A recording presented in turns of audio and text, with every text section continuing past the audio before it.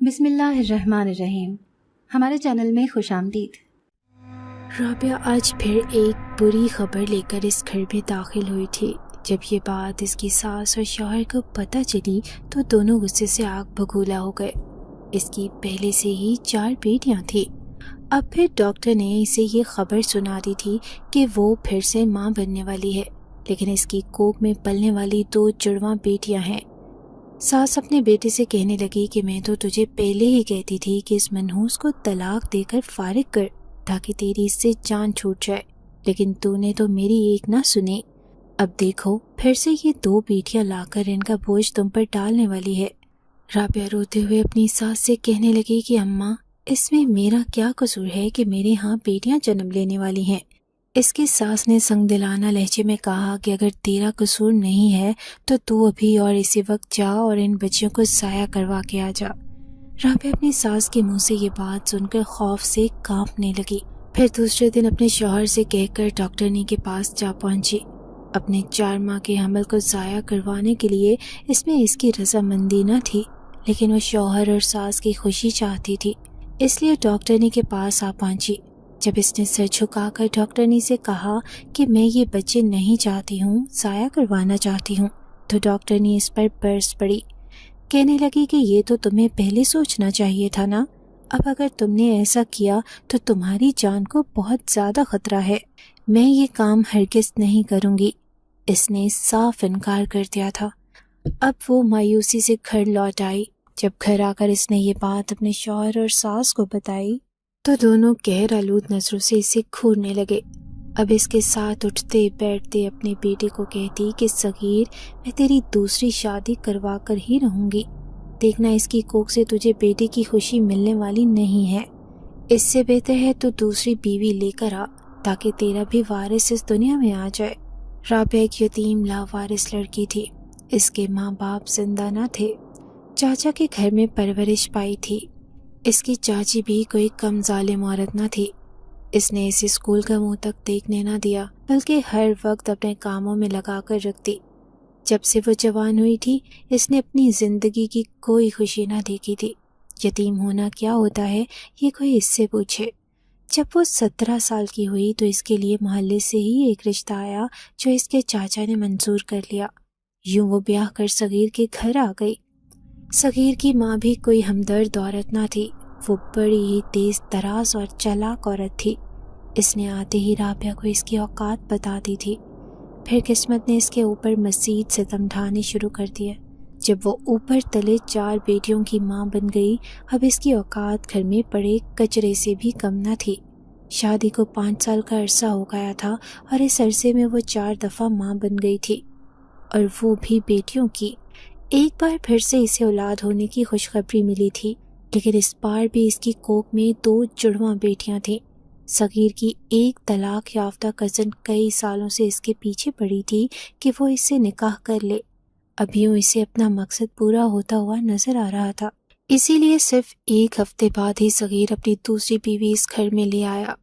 رابعہ کے اوپر تو قیامت گزر گئی تھی، لیکن وہ چپ چاپ آنسو بہاتی رہی۔ اب اس کی آنکھوں کے سامنے صغیر اور اس کی نئی دلہن شمائلہ ایک دوسرے کے ساتھ بڑے خوش نظر آتے، اور وہ یہ سب کیسے برداشت کرتی جبکہ اس کی حالت بھی ایسی تھی۔ پھر کچھ عرصہ اور گزرا اور وہ دن بھی آ گیا جب اس کے ہاں 2 بیٹیوں نے جنم لیا، لیکن برا ہوا قسمت کا کہ رابعہ کی بیٹیوں کی پیدائش کے دوران ہی زیادہ خون بہہ جانے کی وجہ سے انتقال کر گئی۔ اب بھلا اس کے مرنے کے بعد ان معصوم بچیوں کو کون پالنے والا تھا؟ یوں اس کی ساس نے ایک ظالمانہ فیصلہ کیا اور صغیر سے کہنے لگی کہ ابھی کسی کو بھی یہ بات معلوم نہیں کہ بچیاں زندہ پیدا ہوئی ہیں یا مردہ، تم انہیں کہیں چھوڑ کر آ جاؤ، 2 بیٹیاں کا بوجھ کیسے اٹھاؤ گے؟ پہلے بھی 4 بیٹیاں ہیں۔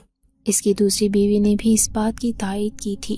یوں ان دونوں ظالم عورتوں کی باتوں میں آ کر صغیر نے اپنی دونوں بیٹیوں کو بازوؤں میں اٹھایا، اور جنہوں نے چند گھنٹے پہلے ہی جنم لیا تھا، اور اسے کپڑے میں لپیٹ کر مسجد کے آگے رکھایا۔ اس نے یہ کام رات کے اندھیرے میں کیا تھا۔ محلے کے پڑوسیوں اور کسی کو بھی اس بات کی خبر نہ تھی، اور چپ چاپ گھر آ گیا۔ دوسرے دن رابعہ کو کفن دفن کا انتظام کر کے دفنا دیا گیا تھا۔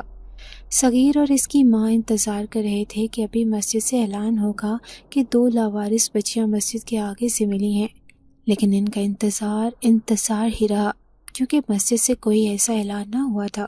پھر وہ ایک دوسرے سے کہنے لگے کہ شاید کوئی ان بچیوں کو اٹھا کر اپنے گھر لے گیا ہوگا۔ دوسری صبح پورے محلے میں جھمگٹا لگا ہوا تھا جب 2 ننھی بچیاں مسجد کے دروازے پر ملی تھی۔ وہ بیٹی ذات تھی، اس لیے کوئی بھی انہیں گود لینے پر تیار نہ تھا۔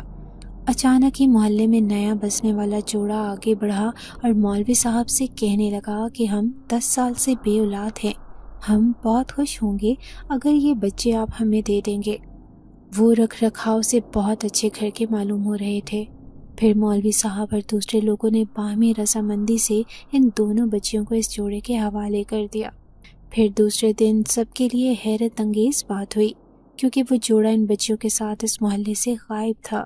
2-4 دن لوگوں نے اس کے بارے میں بات کی، پھر سب خاموش ہو گئے، کیونکہ وہ بچیاں لاوارث تھیں اور لاوارث بچیوں کا کوئی نہیں ہوتا۔ ان بچیوں کو جس عورت اور آدمی نے گود لیا تھا، اس کا نام مہربانو اور نوروز تھا۔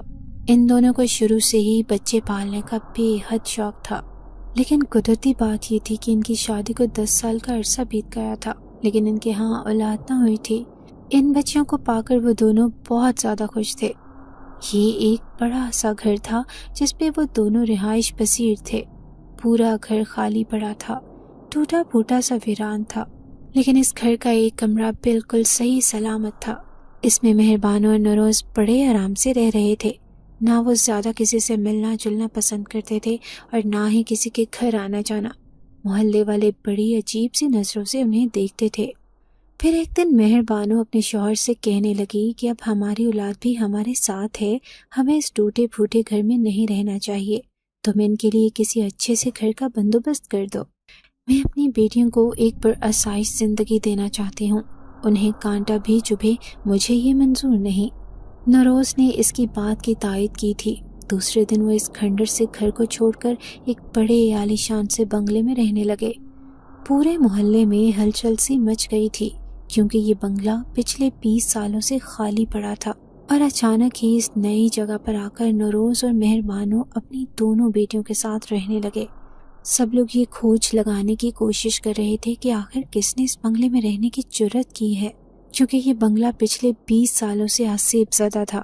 کوئی بھی یہاں سے گزرنا پسند نہ کرتا تھا، کیونکہ اس کے اندر بھیانک آسیب چھپے تھے۔ بنگلے میں سے اکثر بچیوں کے رونے کی آوازیں آتی، لیکن مہربانو انہیں بڑے آرام سے سنبھال رہی تھی۔ وہ دونوں اپنی بیٹیوں کے ساتھ بڑے خوش رہ رہے تھے، لیکن لوگوں کو ان کی خوشی سکون نہ دے رہی تھی۔ لوگوں کے اندر یہ بے چینی تھی کہ آخر یہ لوگ کون ہیں اور کہاں سے آئے ہیں۔ جبھی ایک دن پڑوسن اس بات کی ٹول لینے کے لیے اس بنگلے کے اندر آ گئی تھی۔ وہ مہربانو سے ملاقات کرنا چاہتی تھی۔ پڑوسن عورت نے دیکھا جب پورا بنگلہ شیشے کی طرح چمک رہا تھا۔ سونے کے پالنے میں دونوں بیٹیاں بڑے آرام سے سو رہی تھی۔ پورا گھر یوں جگمگ کر رہا تھا جیسے وہ کوئی محل ہو۔ نور بانو نے بھی اپنے گلے میں سونے کا ہار اور ہاتھوں میں سونے کے کنگن پہنے ہوئے تھے۔ اس کی یہ شان و شوکت دیکھ کر وہ عورت حیرت سے دنگ رہ گئی۔ وہ بدحواسی ہو کر مہربانو سے الٹے سیدھے سوالات کرنے لگی۔ مہربانو کو اس کا انداز پسند نہ آیا، اسی لیے اس نے بڑے روکھے انداز میں اس کے سوالوں کا جواب دیا تھا۔ تھوڑی ہی دیر بعد اس عورت پر حیرتوں کے پہاڑ ٹوٹنے لگے۔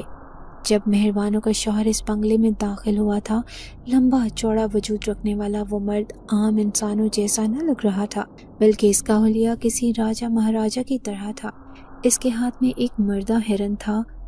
وہ مہربانو سے کہہ رہا تھا کہ آج اسے پکا کر لذیذ سی ڈش بنا لو۔ اسے نہیں معلوم تھا کہ وہ عورت بھی اس کے گھر میں موجود ہے۔ جب اس کی نظر عورت پر پڑی تو اس کے انداز میں ایک ناگواری تھی۔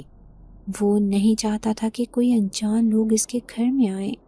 پورے گھر کا عجیب سا ماحول تھا، ساتھ ہی ان کی شان و شوکت بھی دیکھنے کے لائق تھی۔ عورت سے زیادہ دیر بیٹھا نہ گیا، وہ جلد ہی یہاں سے چلی گئی۔ اس کے جاتے ہی مہربانو مسکراتے ہوئے اپنے شوہر کو دیکھ رہی تھی، پھر کہنے لگی کہ میں نے تمہیں پہلے ہی کہا تھا کہ انسانوں کی دنیا میں رہنا آسان نہیں۔ دیکھو تو صحیح یہ کیسے جائزہ لے رہی تھی ہمارا۔ پھر نوروز اسے کہنے لگا کہ یہ تمہارا فیصلہ تھا اور پھر ان بچیوں کو پالنے کے لیے ہمارا ان کی دنیا میں رہنا ضروری ہے۔ دھیرے دھیرے وہ بچیاں بڑی ہو رہی تھیں۔ بنگلے کے پورے لان میں وہ کھیلتی پھرتی۔ مہربانو انہیں باہر بھی نہ جانے دیتی تھی اور وہ نہیں چاہتی تھی کہ یہ کسی بچی کے ساتھ دوستی کریں اور اسے بھی ساتھ لے کر اس گھر میں آ جائیں۔ اس گھر میں رہ کر انہیں بہت سی پریشانیاں جھیلنی پڑ رہی تھی۔ انہوں نے اپنی دونوں بیٹیوں کا نام تارا اور سارا رکھا تھا۔ نہ صرف ان کے نام خوبصورت تھے بلکہ وہ دونوں بھی چاند کا ٹکڑا تھیں، اور پھر اچھی خوراک اور دیکھ بھال ملنے کی وجہ سے دن بدن ان کی خوبصورتی میں اضافہ ہو رہا تھا۔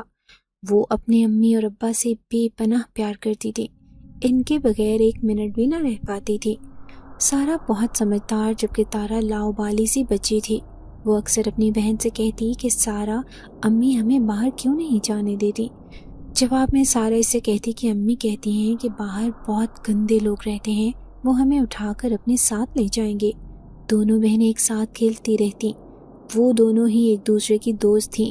پھر ایک دن نوروز گھر آیا، مہربانوں کے پاس آیا اور وہ اسے کہنے لگا کہ بنگلے کے مالکان واپس آنے والے ہیں، ہمیں جلد از جلد یہ بنگلہ خالی کرنا ہوگا۔ یہ بات ان دونوں کے لیے پریشان کن تھی۔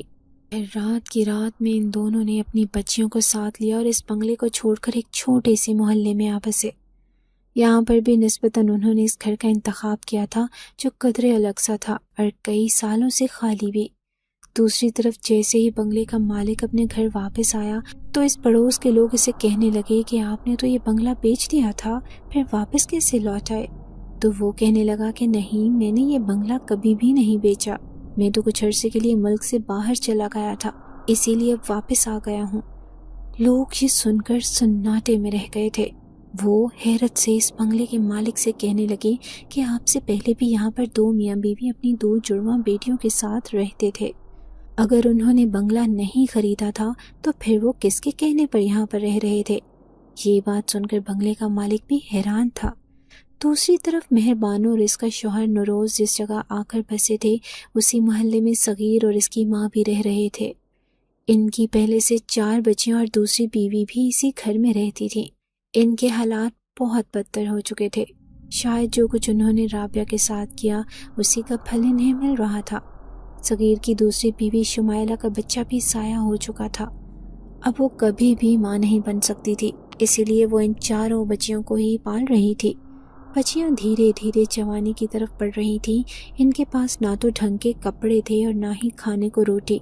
صغیر کا کام کبھی لگ جاتا تو کبھی وہ گھر میں ہی بیٹھا ہوتا۔ دوسری طرف سارا اور تارا جو نوروز اور مہربانوں کی گود میں پل رہی تھیں وہ ان کی فرمائش کے منہ سے نکلنے سے پہلے ہی پورا کر دیا کرتے تھے۔ وہ دونوں بھی اب بڑی ہو گئی تھیں اور اسکول میں تعلیم حاصل کر رہی تھی۔ پھر ایک دن سارا نے دیکھا جب آدھی رات کے وقت عجیب سے لوگ بنا دروازے پہ دستک کیے ان کے گھر آئے تھے۔ وہ بھی ظاہری سونے کا ناٹک کر رہی تھی لیکن اپنی کھلی آنکھوں سے یہ سب دیکھ رہی تھی۔ وہ لوگ اس کے امی ابا کی منتیں کر رہے تھے کہ وہ ہمارے ساتھ چلیں، لیکن ان کے امی ابا مسلسل انکاری تھے۔ یہ دیکھ کر وہ تھوڑی حیران ہو گئی، آخر یہ لوگ اس بات پر اتنا اصرار کر رہے تھے۔ پھر دوسری صبح مہربانو سارا سامان سمیٹ رہی تھی۔ ایک بار پھر سے ان کا ٹھکانہ بدلنے والا تھا۔ وہ اپنے شوہر سے کہنے لگی کہ سردار نے ہمیں واپس اپنی دنیا میں بلا لیا ہے، اب ہمیں وہیں پر جانا ہوگا، ہم ان کی ناراضگی مول نہیں لے سکتے۔ اس کا شوہر کہنے لگا کہ ہماری بچیاں وہاں کیسے رہیں گی، یہ وہاں کا ماحول دیکھ کر ڈر جائیں گی۔ تو مہربانو اپنے شوہر سے کہنے لگی کہ فکر نہ کرو، ابھی یہ چھوٹی ہیں، جلد ہی ہماری دنیا کے رنگ میں رنگ جائیں گی۔ میں چاہتی ہوں کہ جب یہ بڑی ہوں تو دنیا کو ہماری نظر سے دیکھیں، نہ کہ انسانوں کی نظر سے۔ اب وہ ان بچیوں کو لے کر واپس اپنی دنیا میں جا رہے تھے۔ وہ دونوں جنات کی دنیا سے آئے تھے۔ نوروز جن زادہ تھا اور مہربانو جن زادی اس کی بیوی۔ اسے اولاد کی بہت خواہش تھی لیکن قبیلے کے سردار نے حکم دے رکھا تھا کہ جب تک اس کی بیوی جنزادی ماں نہ بنے گی قبیلے کی کوئی بھی جنزادی بچے نہیں پیدا کر سکتی۔ یہ بات مہربانو کو بہت ناگوار گزری تھی۔ وہ اپنی بچوں کی خواہش پوری کرنا چاہتی تھی، اس لیے ایک دن نوروز سے کہنے لگی کہ اس قبیلے میں رہ کر ممکن نہیں کہ میں اپنی خواہش کو پورا کر سکوں۔ تم مجھے کہیں اور لے کر چلو، میں ہر حال میں اپنے بچے دیکھنا چاہتی ہوں۔ نوروز اس کی بات پر مجبور ہو گیا۔ وہ اسے بہت چاہتا تھا کیونکہ وہ اس جنزادے سے بچپن سے عشق کرتا آ رہا تھا۔ پھر ایک دن وہ قبیلے سے بھاگ کر انسانوں کی دنیا میں آ گئے، لیکن یہاں بھی ایک مسئلہ تھا۔ اگر جنزادی مہربانو ماں بنتی تو فوراً ہی قبیلے کے سردار کو خبر ہو جاتی کہ ان کے قبیلے کا ایک بچہ جنم لینے والا ہے، اس لیے انہوں نے اپنا بچہ نہ پیدا کرنے کا فیصلہ کیا، بلکہ وہ اس انتظار میں تھے کہ کوئی انہیں ایسا بچہ ملے جو بالکل لاوارث ہو، پھر وہ اس بچے کو پال کر اپنی اولاد کی خواہش بھی پوری کر سکتے تھے، اور سردار کو بھی اس بات کی خبر نہ ہوتی کہ وہ دونوں کوئی بچہ پال رہے ہیں۔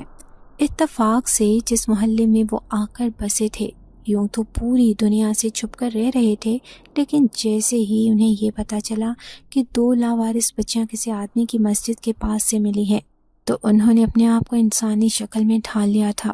پھر جلد ہی تھوڑی سی کوششوں کے بعد بالآخر انہیں وہ بچیاں مل گئی تھیں، جسے پا کر مہربانو بے انتہا خوش تھی۔ اس کی تو پوری دنیا ہی بدل گئی تھی۔ اس نے اپنے شوہر سے کہا کہ جب تک میں ان بچیوں کو پالوں گی تب تک اپنی دنیا میں واپس نہ جاؤں گی، بلکہ انسانوں کی دنیا میں رہ کر ان بچیوں کو بہت اچھی زندگی دوں گی۔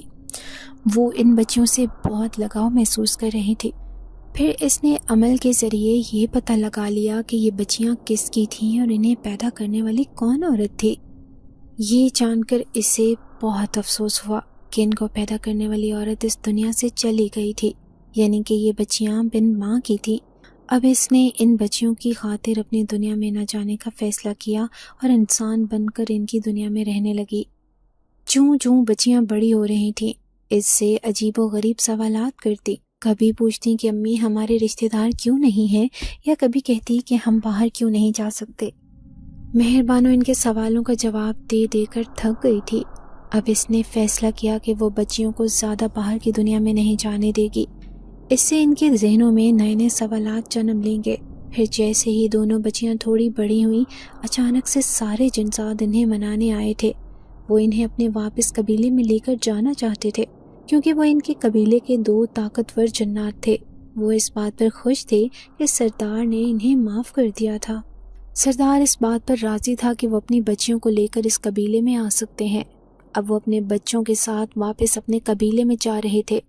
وہ اس بات پر بھی پریشان تھے کہ بچیاں نیا ماحول دیکھیں گی اور وہاں پر موجود نئے نئے جنزاد اور جنزادیاں تو انہیں دیکھ کر کہیں ڈر نہ جائیں۔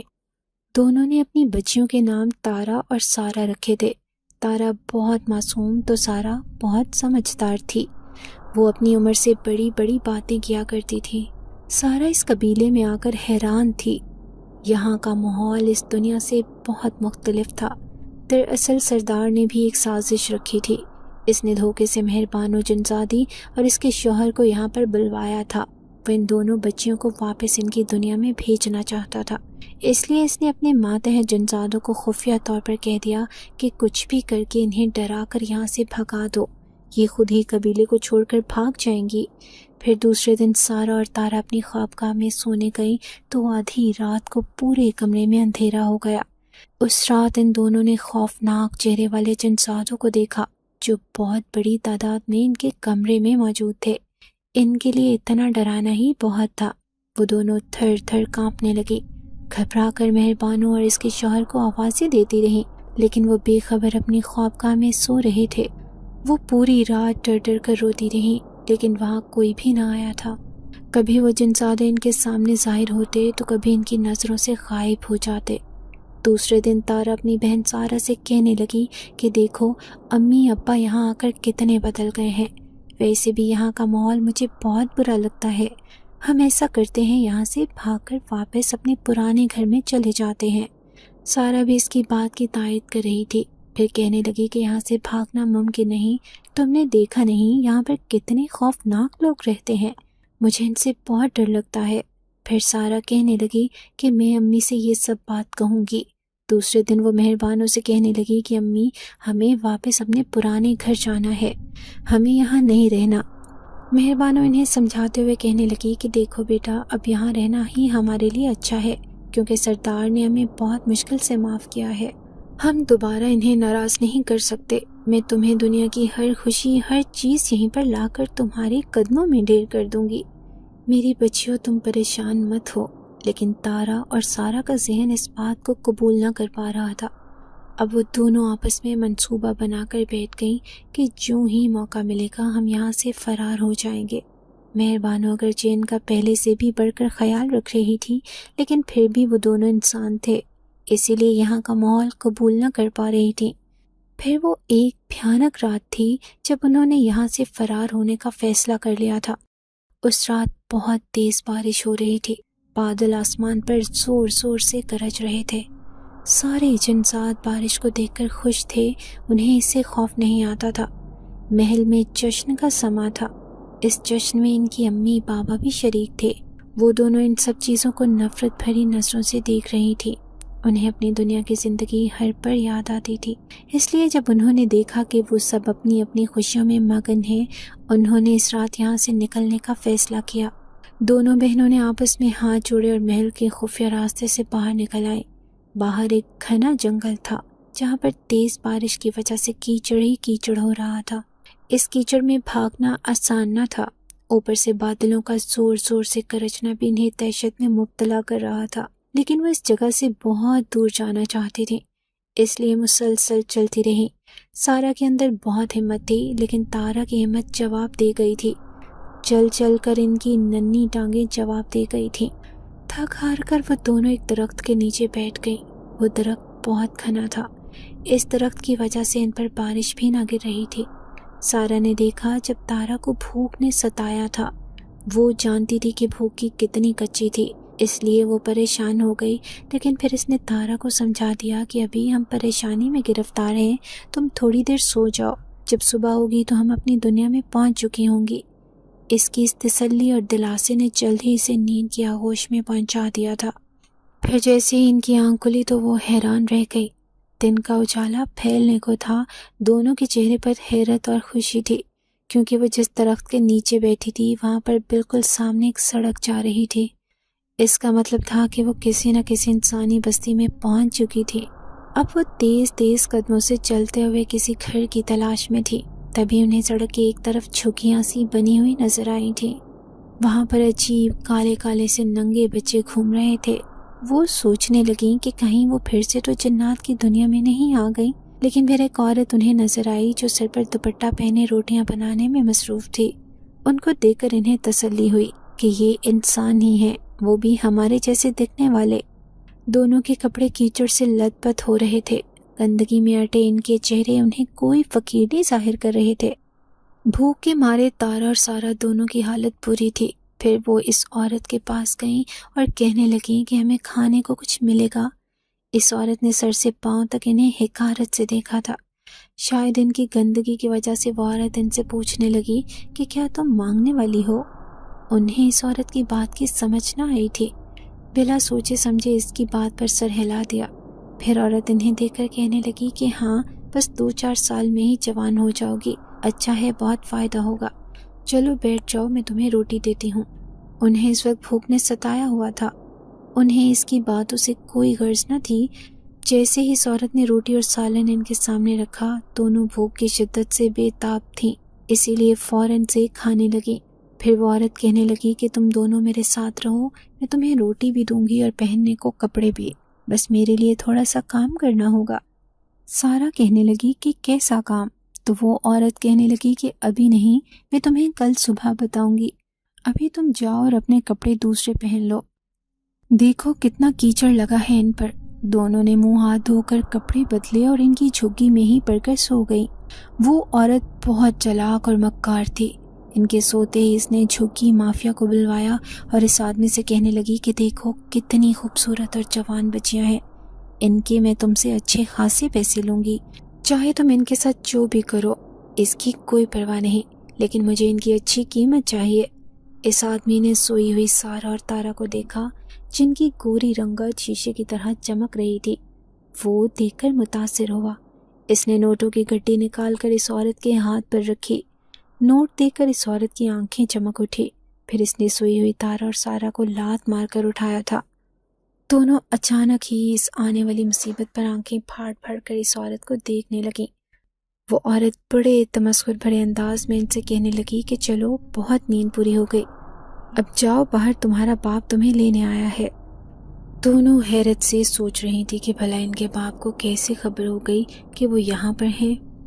جیسے ہی آنکھیں مسلتی ہوئی باہر گئی تو وہاں پر ایک اجنبی کو دیکھ کر حیران رہ گئی۔ اس عورت نے ان دونوں کو دھکا دیا، پھر کہنے لگی کہ جاؤ، یہی تمہارا باپ ہے، آج سے دیکھو اس کی ہر بات ماننا اور ان کی کسی بھی بات سے انکار نہ کرنا۔ اب وہ دونوں لڑکیاں اس آدمی کے ساتھ ایک انجان جگہ پر جا رہی تھی۔ سارا کو احساس ہو رہا تھا کہ ان دونوں کے ساتھ کچھ غلط ہو رہا ہے۔ اس آدمی کا حلیہ عجیب سا تھا، وہ ایک خراب آدمی لگ رہا تھا۔ پھر وہ انہیں ایک عجیب سی جگہ پر لے گیا۔ وہاں پر ایک گھر بنا ہوا تھا جس میں انتہائی مکروہ شکل والی ایک عورت پان کھاتی ہوئی اوپر سے لے کر نیچے تک انہیں ایسے دیکھ رہی تھی جیسے کسی جانور کو دیکھا جاتا ہے۔ سارا کو وہ عورت بہت بری لگ رہی تھی۔ اچانک ہی اسے اپنی امی مہربانو یاد آئی۔ وہ کس قدر نیک اور اچھی تھی۔ وہ عورت انہیں دیکھ کر کہنے لگی کہ مال تو تم بڑھیا لے کر آئے ہو، لیکن ابھی اتنی چھوٹی ہیں، ان کا میں کیا کروں گی؟ وہ آدمی اس عورت سے کہنے لگا کہ اگر سال 2 سال ان پر محنت کر لو گی تو تمہارے لیے اچھا ہوگا، اس محنت کا پھل بھی بہت جلد اور اچھا ملے گا۔ پھر اس عورت نے ایک آدمی کو آواز دے کر بلایا تھا۔ اس آدمی کو کہنے لگی کہ جاؤ، ان بچیوں کو ماں پارا کے حوالے کر دو، وہ ان کو آنے والے وقت کے لیے تیار کر دے گی۔ اب ان دونوں کی ذمہ داری ماں پارا کے اوپر تھی، جو ایک جوان اور خوبصورت عورت تھی۔ تارا اس ساری صورتحال سے رو رہی تھی۔ وہ اپنی بہن سے کہنے لگی کہ ہم نے امی ابا کو چھوڑ کر غلطی کی ہے، دیکھو تو صحیح، یہ لوگ بالکل بھی اچھے نہیں لگ رہے، ایسے لگتا ہے کہ یہ ہمارے ساتھ کچھ غلط کرنے والے ہیں۔ سارا بھی اس بات سے پریشان تھی۔ اب وہ ماں پارا کی زیر نگرانی اس گھر میں رہ رہی تھی۔ یہ ایک کوٹھا تھا، یہاں پر نگینہ بائی اپنا دھندا چلا رہی تھی۔ اس نے کتنی ہی لاوارث لڑکیوں کو یہاں پناہ دے کر انہیں غلط کاموں پر لگا رکھا تھا۔ اب تارا سارا بھی جوان ہو کر اسے بہت سا فائدہ دینے والی تھی، کیونکہ وہ دونوں بہنیں بے انتہا کی خوبصورت تھی۔ ایک دن ایک بہت امیر آدمی اس کوٹھے پر آیا۔ وہ نگینہ بائی سے کہنے لگا کہ مجھے ایک چھوٹی بچی کی ضرورت ہے، میری بیوی کے ہاں ابھی بھی ایک بچے نے جنم لیا ہے، وہ اس بچے کا صحیح سے خیال نہیں رکھ پاتی، اور میں کسی بڑی عمر کی عورت کو ملازمہ کے طور پر نہیں رکھ سکتا، کیونکہ ان کا سلوک بچوں کے ساتھ اچھا نہیں ہوتا۔ اگر تمہارے پاس 12-13 سال کی کوئی نوعمر بچی ہے تو مجھے دے دو، میں اس کی منہ مانگی قیمت تمہیں دے دوں گا۔ نگینہ بائی یہ سن کر خوش ہو گئی۔ ویسے بھی اسے یقین تھا کہ وہ بہت امیر آدمی ہے اور موٹی تازی رقم ہی ان کے حوالے کر دے گا، اسی لیے اس نے ماں پارا سے کہہ کر تارا کو بلوا لیا۔ اس آدمی نے جب تارا کو دیکھا تو وہ خوش ہو گیا اور کہنے لگا کہ ہاں، مجھے ایسے ہی صاف ستھری اور خوبصورت بچی چاہیے تھی، تو مجھ سے اس کی جو بھی قیمت مانگو گی میں دینے کے لیے تیار ہوں۔ پھر اس نے نوٹوں کا ایک بیگ نگینہ بائی کے حوالے کر دیا۔ جب سارا نے اپنی بہن تارا کو اس شخص کے ساتھ جاتے ہوئے دیکھا تو وہ غصے سے چلانے لگی اور نگینہ سے کہنے لگی کہ تمہاری ہمت کیسی ہوئی میری بہن کو الگ کرنے کی؟ تم جانتی نہیں کہ وہ میری جڑواں بہن ہے، میں اس کے بغیر ایک منٹ بھی نہیں رہ سکتی، پھر تم نے ایسا کیوں کیا؟ اسے کسی کا خوف نہیں تھا۔ نگینہ نے ایک زوردار تھپڑ سارا کو رسید کیا، پھر کہنے لگی کہ تمہاری اس بہن کی میں نے منہ مانگی قیمت وصول کی ہے، اب اسے جانے سے کوئی بھی نہیں روک سکتا۔ تارا اس سے بہت دور چلی گئی تھی۔ یہ بات اسے بالکل بھی برداشت نہ ہوئی تھی۔ وہ پوری رات تڑپ تڑپ کر روتی رہی، نہ جانے اس کی بہن کس حال میں ہوگی۔ وہ رو رو کر مہربانوں کو یاد کرنے لگی۔ وہ جانتی تھی کہ وہ ایک جن زادی ہے، وہ ان کی مدد ضرور کرے گی۔ اب وہ بھی یہاں سے بھاگنا چاہتی تھی، لیکن ان کے بھاگنے کی سارے راستے بند ہو چکے تھے۔ پھر اس رات اسے اپنے آس پاس کسی کی موجودگی کا احساس ہوا۔ اس نے اپنی آنکھیں کھولی تو یہ دیکھ کر حیران رہ گئی۔ اس کی امی مہربانو اس کے پاس کھڑی تھی۔ وہ اس سے لپٹ کر رونے لگی، پھر کہنے لگی کہ امی ہمیں معاف کر دو، دیکھو میری بہن کو نہ جانے وہ شخص کہاں لے گیا ہے، مجھے ہر حال میں اس کے ساتھ رہنا ہے، میں کبھی بھی اس کے بغیر نہیں رہ سکتی۔ مہربانو اسے ناراضگی سے دیکھتے ہوئے کہنے لگی کہ تم جانتی بھی ہو کہ تمہاری جدائی میں میرا کیا حال ہوا ہے۔ سارا کہنے لگی کہ امی آپ صحیح کہتی ہیں کہ یہ لوگ بہت گندے ہیں، انہوں نے ہمارا بہت برا حال کر دیا ہے، اب میں واپس آپ کی دنیا میں جانا چاہتی ہوں، آپ تارا کو بھی لے آئیں اور ہم دونوں واپس آپ کے ساتھ رہنا چاہتے ہیں۔ مہربانو نے اسے اپنے سینے سے لگایا اور پھر کہنے لگی کہ تم فکر نہ کرو، اسے واپس لانا میرا دائیں ہاتھ کا کام ہے، چلو میرے ساتھ، میں تمہیں لینے آئی ہوں۔ بالآخر اس کی ماں مہربانو اسے لے کر آ گئی تھی۔ مہربانو نے اسے اپنی چادر میں چھپا لیا، وہ کسی کو بھی نظر نہیں آ سکتی تھی۔ تھوڑی دیر بعد وہ اس گھر سے تارا کو بھی اپنے ساتھ لے آئی تھی۔ پھر مہربانو نے انہیں بتایا کہ وہ ہمیشہ کے لیے اپنے قبیلے کو چھوڑ آئی ہے، کیونکہ سردار نے اس کے شوہر نوروز کو دوسرے قبیلے کے سردار کے حوالے کر دیا تھا بنا اس کی مرضی کے۔ جب تک وہ واپس نہ آتا اس سے وہاں نہیں لوٹنا تھا، اس لیے اب وہ اس دنیا میں ان کے ساتھ ہی رہے گی۔ اس کی حقیقت سے صرف اس کی بیٹیاں واقف تھی، اس لیے وہ بڑے آرام سے یہاں پر رہ سکتی تھی۔ پھر انہوں نے اپنے رہنے کے لیے ایک چھوٹا سا گھر لیا اور تینوں ماں بیٹیاں اس گھر میں رہنے لگیں۔ دھیرے دھیرے تارا اور سارا جوانی کی دہلیز پر قدم رکھ رہی تھیں۔ جو کچھ ان کے ساتھ زندگی میں حادثات پیش آئے تھے وہ ان سارے حادثات کو بھول کر اب آگے کے قدم رکھ چکی تھیں۔ لوگ انہیں بڑی عجیب نظروں سے دیکھا کرتے تھے، کیونکہ ان کی ماں کبھی گھر سے باہر نکلتی ہی نہ دکھائی دیتی تھی اور نہ ہی کسی کا آنا جانا پسند کرتی تھی۔ عورتیں اسی تجسس میں رہتی کہ آخر ان ماں بیٹیوں کا گزارا کیسے ہوتا ہے۔ تارا اور سارا بھی اسی پریشانی میں رہتی کہ کہیں ان کی ماں کے بارے میں کسی کو یہ معلوم نہ ہو جائے کہ وہ ایک عورت نہیں بلکہ جن زادی ہے۔ اس نے سارے زمانے سے بچا کر انہیں بڑی مشکل سے پالا تھا۔ اب وہ جوان ہو چکی تھی، دونوں بہنیں کالج میں پڑھ رہی تھیں۔ اس کا شوہر جنزادہ سردار کی قید میں تھا، وہ ابھی تک اس کے پاس نہ لوٹا تھا۔ یوں مہربانو ابھی تک تنہا زندگی گزار رہی تھی۔ جوں جوں دونوں بہنیں جوانی کی دہلیز پر قدم رکھ رہی تھیں ویسے ویسے ان کی خوبصورتی میں اضافہ ہوتا جا رہا تھا۔ وہ اچھی طرح جانتی تھی کہ کالج کی بہت سی لڑکیاں ان سے دوستی کرنا چاہتی تھیں، لیکن ان کی امی مہربانو نے انہیں صاف منع کر دیا تھا کہ کسی بھی لڑکی سے زیادہ تعلقات بنانے کی ضرورت نہیں، ایسا نہ ہو کہ وہ کل کو تمہارے ساتھ تمہارے گھر آ کر میری اصلیت سے واقف ہو جائیں اور پھر تمہیں زمانے کے طعنے سننے پڑے۔ پھر ایک دن تارا کی طبیعت خراب تھی تو سارا کو اکیلا ہی کالج جانا پڑا تھا۔ اس دن اس کے پیچھے محلے کا ایک بدماش لڑکا لگ گیا، وہ پورے راستے اس کو تنگ کرتا گیا۔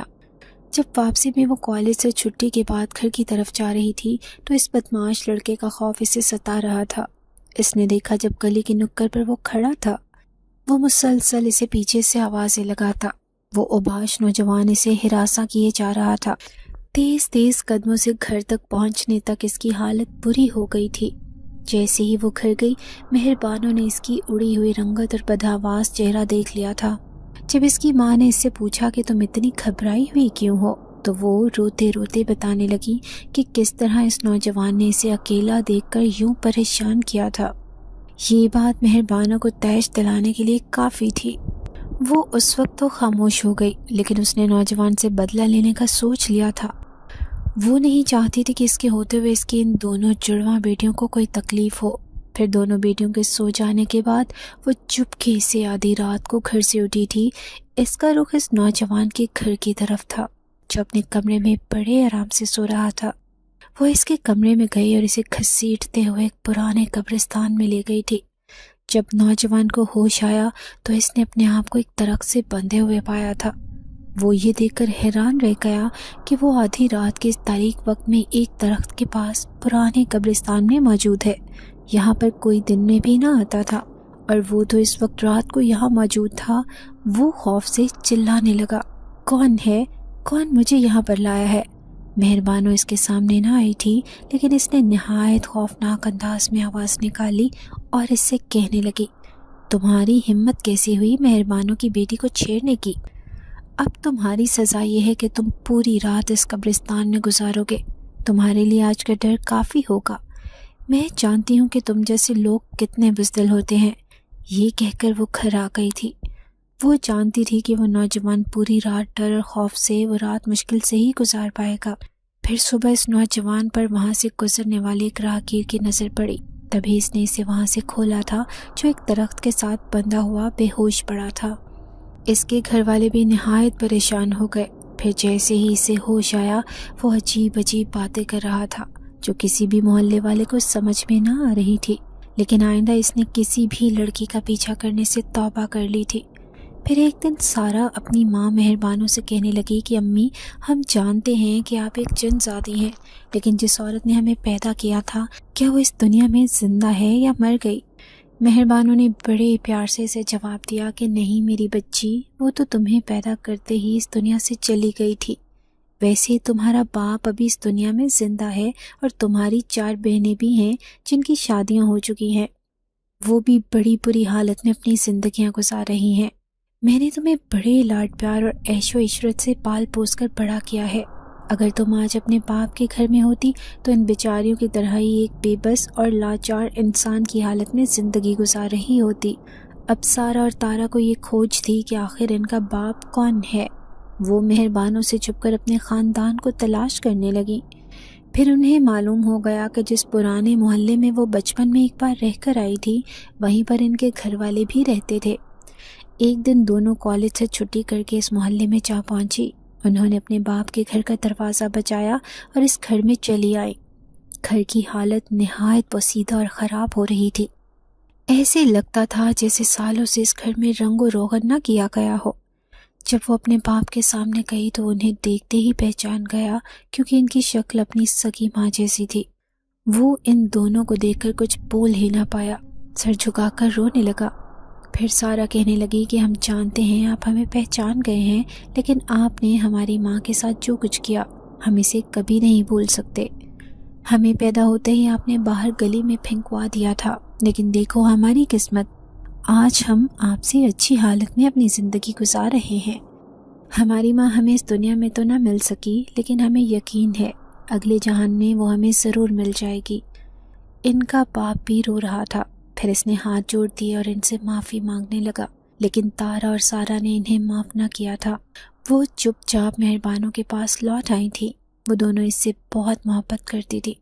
کچھ دنوں بعد ان کے کالج میں ایک بہت بڑا فنکشن تھا، اور اس فنکشن میں لڑکیوں نے مختلف گیٹ اپ کر کے آنے تھے۔ سارہ اور تارا کو سنڈریلا کا گیٹ اپ اختیار کرنے کا کہا گیا تھا۔ وہ دونوں پریشان تھی کہ ان کے پاس ایسا لباس ہی نہ تھا جو کوئی عمدہ لباس پہن کر وہ سنڈریلا بن کر آتی۔ اس لیے دونوں بہنوں نے کالج نہ جانے کا فیصلہ کیا تھا، لیکن اس بات سے وہ دونوں اداس تھیں۔ وہ اپنی ماں مہربانوں کو پریشان نہیں کرنا چاہتی تھی، یہ بتا کر کہ کالج کے فنکشن میں جانے کے لیے انہیں ایک بہت خوبصورت اور قیمتی سوٹ کی ضرورت ہے۔ لیکن مہربانو ان کی ماں تھی، وہ ان کے چہروں سے ہی پہچان گئی تھی کہ اس کی بیٹیاں کس بات پر پریشان ہیں۔ پوچھنے پر وہ دونوں بہنوں نے بتا دیا کہ انہیں ایک بہت پیارا سنڈریلا والا سوٹ چاہیے۔ پھر مہربانو کہنے لگی کہ میں نے آج تک تمہاری کسی بھی خواہش کو رد نہیں کیا۔ تم جب صبح سو کر اٹھو گی تو تم دونوں کے وہ خوبصورت سوٹ تمہارے کمرے میں ہوں گے۔ پھر ان کے سو جانے کے بعد جب جنزادی مہربانو اس گھر سے نکلی تھی، اس کا رخ ایسی دکانوں پر تھا جہاں پر اس طرح کے لباس ہو سکتے تھے۔ وہ کسی بھی نظروں میں آئے بنا یہ لباس چرانا چاہتی تھی۔ اپنی بیٹیوں کے لیے وہ کچھ بھی کر سکتی تھی۔ سامنے ہی ایک ڈمی پر سفید خوبصورت فراک رکھا تھا، اسے ہر حال میں یہ فراک چاہیے تھا۔ اس فراک کی اس کی بیٹیوں کو ضرورت تھی۔ پھر اس نے ایک عمل کر کے اس دکان والے کی نظروں پر پھونک دیا۔ اس کا دماغ بالکل سن ہو گیا تھا۔ وہ خالی خالی نظروں سے اپنی پوری دکان کو دیکھ رہا تھا۔ پھر جنزادی نے 2 خوبصورت سوٹ چوری کیے اور اس دکان سے فرار ہو گئی۔ تھوڑی ہی دیر بعد اس کے عمل کا اثر دکاندار کے اوپر سے ختم ہو جانا تھا۔ وہ خوش تھی کہ اس نے اپنا کام پورا کر دیا تھا۔ اپنی بیٹیوں کی کوئی خواہش رد کرنا اسے منظور نہ تھا۔ دونوں بہنیں صبح سو کر اٹھی تو وہ حیران رہ گئیں جب ان کے کمرے میں وہ خوبصورت فراک رکھے تھی۔ جب وہ اسے پہن کر اپنے کالج فنکشن میں گئیں تو ساری لڑکیاں ان کی دیوانی ہو گئیں۔ سب لڑکیاں کہنے لگیں کہ تم لوگ کتنی خوبصورت لگ رہی ہو، ایسے لگتا ہے کہ کسی پرانے زمانے کی شہزادی۔ یہ خوبصورت کپڑے پہن کر وہ دونوں واقعی میں بہت پیاری لگ رہی تھی۔ وہاں پر ایک بہت بڑی مہمان بھی آئی ہوئی تھی جو کہ ایک بزنس مین کی بیوی تھی۔ اس نے جب ان دونوں خوبصورت لڑکیوں کو دیکھا تو کالج کی پرنسپل سے کہنے لگی کہ یہ لڑکیاں مجھے بہت پسند آئی ہیں، میں اپنے بیٹے کے لیے ان کا رشتہ لینا چاہتی ہوں، مجھے ان کے گھر کا پتہ چاہیے۔ پرنسپل نے اس عورت سے کہہ دیا کہ ٹھیک ہے، میں لڑکیوں سے معلوم کر کے آپ کو بتاتی ہوں۔ پھر دوسرے دن پرنسپل نے تارا اور سارہ کو اپنے آفس میں بلایا تھا۔ जब प्रिंसिपल ने इन्हें कहा कि मुझे आप दोनों के घर का पता चाहिए तो वो इसकी बात सुनकर घबरा गई, क्योंकि इसकी अम्मी जिनज़ादी मेहरबानो ने सख्ती से इन्हें मना किया था कि कभी भी अपनी शनाख्त किसी के सामने ज़ाहिर ना करना। इनका परेशान चेहरा देखकर प्रिंसिपल कहने लगी कि आप लोगों के लिए एक अच्छी खबर है, मैं आप लोगों की अम्मी से मिलकर वो बात बताना चाहती हूँ। वो पूरी तरह परेशान थी, लेकिन प्रिंसिपल के इसरार करने पर आखिरकार उन्हें अपना घर का पता बताना पड़ा। दूसरे दिन कॉलेज की छुट्टी होने की वजह से वो घर पर ही थी। फिर दरवाजे पर एक बड़ी सी गाड़ी आकर रुकी थी। मेहरबानो जिनज़ादी हैरान रह गई कि पहली बार इनकी दहलीज पर कोई आया था। फिर उस गाड़ी में से उतरने वाली वो अमीर औरत तारा और सारा का हाथ मांगने मेहरबानों के पास आई थी। वो इसे बताने लगी कि किस तरह कॉलेज के फंक्शन में ये दोनों लड़कियां इसे अपने बेटों के लिए अच्छी लगने लगी थी। जिनज़ादी खामोश बैठी थी, लेकिन वो सोच रही थी कि आखिर एक ना एक दिन तो इन्हें रुखसत होकर यहाँ से चले ही जाना था। फिर इतना अच्छा रिश्ता आया था, वो कैसे इनकार कर सकती थी। इसने इस औरत को अपनी रजामंदी दे दी थी, लेकिन इस औरत के जाते ही वो रोने लगी। वो किसी सूरत भी अपने दोनों बेटियों को अपने से जुदा नहीं करना चाहती थी। फिर तारा और सारा कहने लगी कि अम्मी, हमने शादी नहीं करनी, आपने इस औरत को मना क्यों नहीं किया? तो वो कहने लगी कि मेरी बच्चियों, एक ना एक दिन तो मुझे तुम्हारी शादी करनी ही थी। फिर किसी जिनज़ादे से तुम्हारी शादी करना मुमकिन नहीं। वो औरत बहुत अमीर है, तुम इसके घर जाकर ऐश करोगी। फिर वो दोनों उदास सी कहने लगी कि अम्मी, आपका क्या होगा? अभी तक पापा भी नहीं लौटे, हमारे जाने के बाद आप अकेली बढ़ जाएंगी। फिर जिनज़ादी मेहरबानो इन्हें समझाने लगी कि मैं अपनी ज़िंदगी किसी न किसी तरह गुजार लूँगी, लेकिन तुम्हारे लिए मुझे अपनी जान देकर भी खुशियाँ ख़रीदनी पड़ी तो मैं वो खुशियाँ ख़रीद लूँगी। फिर इनकी शादी से ठीक एक हफ्ते पहले अचानक से जिनज़ादी मेहरबानो का शौहर नौरोज़ लौट आया था। मेहरबानों की खुशी की कोई इंतहा न रही थी। दोनों बच्चियां भी बहुत खुश थी। फिर मोहल्ले वालों ने देखा जब तारा और सारा की शादी के दूसरे दिन ही ये घर खाली पड़ा था। जिनज़ादी मेहरबानो अपने शौहर के साथ वापस अपनी दुनिया में लौट गई थी, लेकिन अपनी बेटियों से मुलाकात करने अभी भी वो इन दोनों के पास चली जाती हैं। उन्हें पाल पोस कर जवान करके इनकी शादियां कर दी थी। आज भी तारा और सारा के दिल में ये हकीकत जिंदा है कि इनके पालने वाली कोई औरत नहीं बल्कि एक जिनज़ादी थी, और ये राज हमेशा इनके सीने में दफन रहना था। वो दोनों बहनें हमेशा एक साथ रहना पसंद करती थीं। कुदरत ने खुद से ही इन दोनों को साथ रहने का मौका फराहम कर दिया था। एक ही घर में शादी हो गई थी। अब वो खुद भी बहुत जल्द माँ बनने वाली थी। नाजरीन, अगर आपको आज की ये कहानी अच्छी लगी हो तो वीडियो को लाइक ज़रूर करें। अगर आपको ऐसी दहशतनाक, दिल को जकड़ देने वाली कहानियाँ पसंद हैं तो ऐसी एक कहानी रोज़ाना सुनने के लिए हमारे चैनल को सब्सक्राइब करें। इजाज़त चाहते हैं। अल्लाह हाफिज़।